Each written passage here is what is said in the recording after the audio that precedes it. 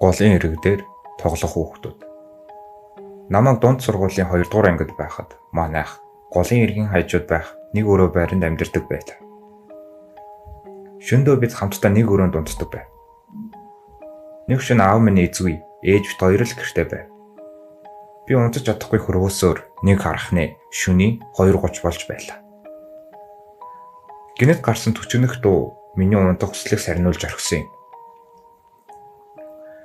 Би уусуухаар босоход цонхны цаанаас хэн нэгний инех чимээ чангаар сонсогдлоо.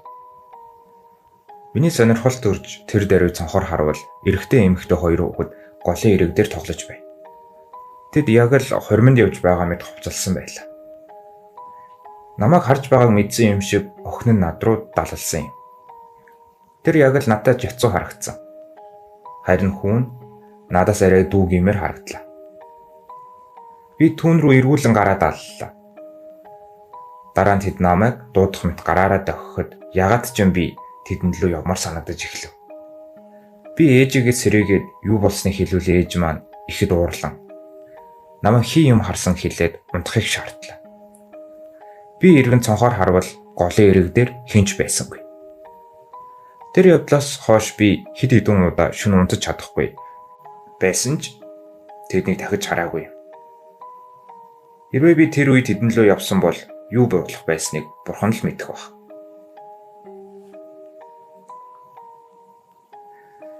Цагаан өмөрхтэй үхлийн бурхан. Би ахлах ангида ханиад хүрч тэр нь хүндэрсээр хатгай болж 3 хоног халуурсны эцэст эмнэлэг твтэн эмчлүүлэх боллоо. Миний бие ихэд зөвлөсөн байсан тул эргэн тойронд юу болоод байгааг сайн мэдэхгүй байв.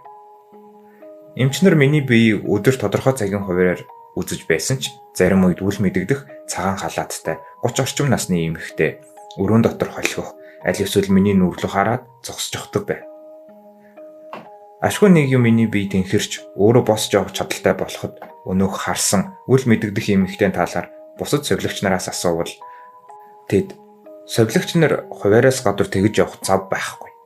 Мөн миний дүрцэлсэн шиг эмэгтэй энд ажилдаггүй гэж хариуллаа. Энэ явдлаас жилийн дараа би шагаагаа булгалаад дахин нөгөө эмнэлэгт очихдоо үл мэдэгдэх совилогч эмэгтэйг дахин харсан юм. Тэр шуурхай эмчилгээний тасаг руу хүргэгдэх настай эрийн нүрийг ширтэн зогсож байлаа.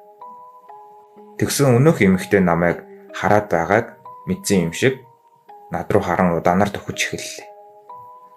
Тэр миний урд төхөж ирээд чи намайг харж байгаа юм байна. Тийм үү гэж асуухад би айсандаа нүдэ гараараа даран алга бол гэж шивнэлээ. Бараг 5 минут болсны дараа би гараа авган дээш харвал өнөөх эмэгтэй улмөргүй алга болсон байлаа. Тэр жирийн нэг сүнс биш үхлийн бурхан байсан гэж би боддог. Намайг эмнэлэгт хамгаалагчаар ажилдаг байхад. Энэ дүүх намайг эмнэлгийн шөнийн харуулаар ажилдаг байхад тохиолдсон юм. Шөнийн 2 цагийн үед би цагийн хуваарийн дагуу баг зэрэг нойр авахар хэвтлээ.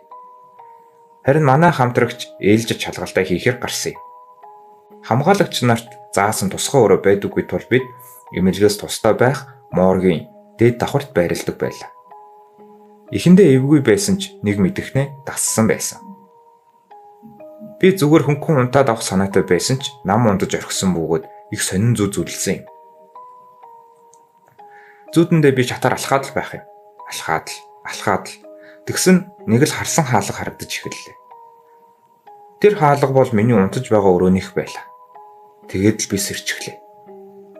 Хар хөлс цутгсан байх бөгөөд яасан муухай зүудвэ гэж амандаа өглөөд хөлсөөс шудран суулаа. Ягаад ч юм би тэр өдөр маш их ядарч байв. Өөрийн мэдлгүй би дахиад л унтаж орхижээ. Төмөр хаалганы тасгих дуунаар би сэрлээ. Хамгийн сонин нь хаалгыг хаасан хүн нь би өөрөө байлаа. Эргэн тойрноо харуул миний хажууд 2 хөлн тасарсан цогц хэвтэж байв. Би маш их сандарч бушуухан моргийн өрөөнөөс гарч нөгөө барилгад байгаа хамтрагч руугаа гүйлээ. Сүүлд сонсохны тэр өдөр 2 хөлгөө цогц сүргэгдэж ирснийг би мэдсэн юм. Тэр л надад ямар нэгэн зүйл хэлэхээр дуудсан нь тэр байж гэж би бодоод өнгөрсөн дөө. 3 сарын настай охин. Эмнэлэгт 3 сарын настай гэгдэх охин хэвтэж байсан юм. Түүний хоёр найз нь эргэлтээр ирэхэд ээж нь түүнийг босгож суугатан туслаад хамттан зургийг нь дарж өгчээ. Үүнээс хойш 7 хоногийн дараа охины бие эрс муудан 3 сараасаа өмнө нас барсан юм.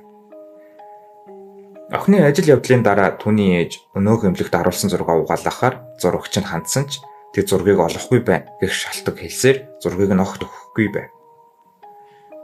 Охины ээж тэр зураг охиных нь амьд ахуйтай авахулсан хамгийн сүүлийн зураг гэж учирлан гуйн байж зургийг авахар боллоо. Зураг угаалгын газрын ажилтан залуу чичрэн байж түүнд хандан та зургийг хараад дэмий баха хараагүй дээр баха гэсэн ч түүний үгийг огт сонсолгүй зургийг харлаа. Зурагт охин нь хоёр найзынхаа дунд сууж байх ёстой байсан ч охин нь хатаж хорчийн яг л мууми болсон байгаагаар гарчээ. Охины ээж ихэд боломогдсон цочирдсан ч уг зургийг аван гэртээ харьж. Үүний дараахан охины ээж өнөөх зургийг аван зүнчдэр очин үзүүлэхэд зүнч үүний хэлж байгаад үнэхээр уучлаарай. Гэхдээ танаа охин там дунжээ гэсэн гэдэг.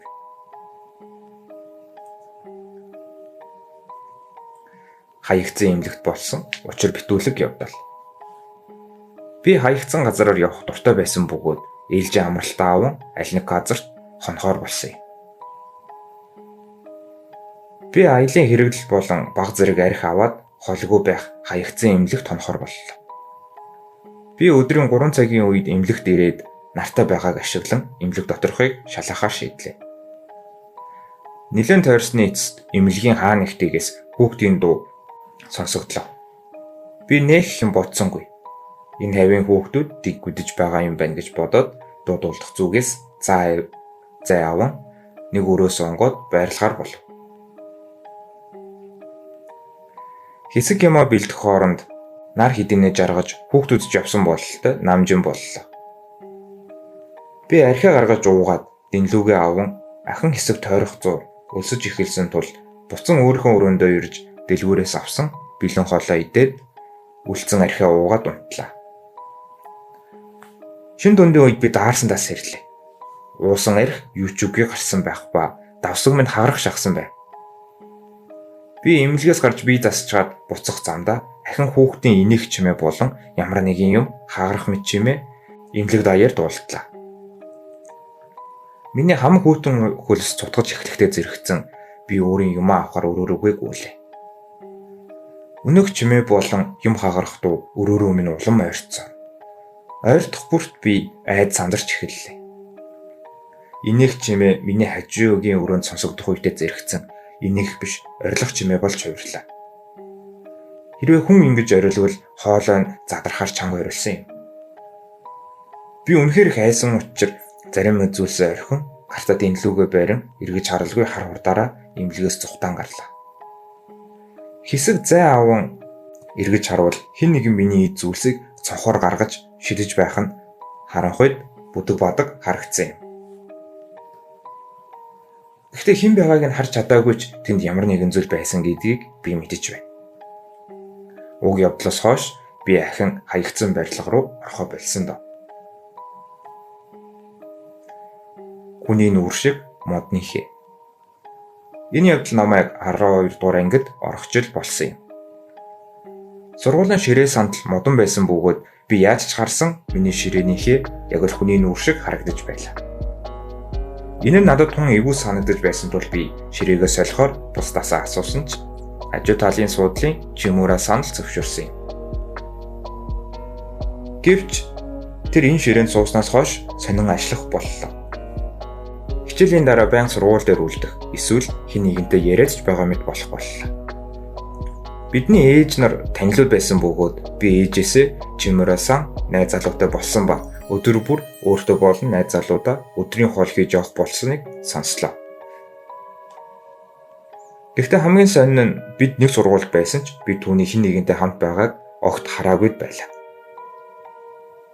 Хэсэг хугацааны дараа чимүүра бүрт сонин болж эхэллээ. Огт гэртээ харахаа боллоо.